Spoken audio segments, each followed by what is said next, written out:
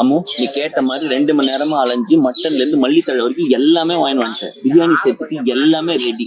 சட்டு குட்டுன்னு கிளம்பி வந்தேன்னா பிரியாணியை சாப்பிட்டு ஜம்முன்னு வீக்கெண்ட் என்ஜாய் பண்ணலாம். சீக்கிரமா இந்த ஜூல இருந்து கிளம்பலாம். தான் வேணுமா? இந்த தோசை இட்லி எல்லாம் சாப்பிட மாட்டீங்களா? பாப்பா அனிமல்ஸை மட்டும் பார்த்து முடிக்கட்டும். எவ்வளவு சின்னதா ஒரு வேலை இருக்கு, அதை முடிச்சுட்டு வீட்டுக்கு போய் செம்மையா பிரியாணி செஞ்சு சாப்பிடுறோம். எனக்கு என் ஃபேமிலிக்கு சோறு தண்டா லட்சியம். அப்படி இந்த ஜூல சுத்தி பார்க்க என்னதான் இருக்கு? எதுக்கு ஜூ? அதாவது அவனை சொல்லி நிறுத்துங்களா?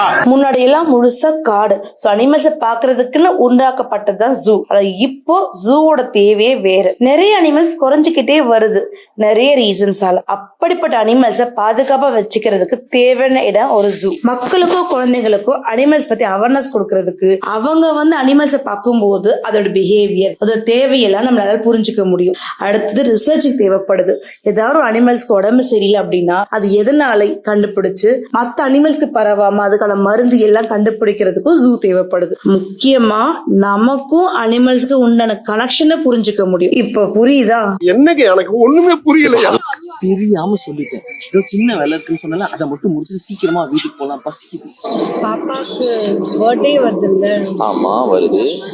அதுக்கு ட்ரெஸ் ஷிமிக்கி போட்டு வரையில முழுசு இதெல்லாம் டி நகர்ல போய் வாங்கணும்.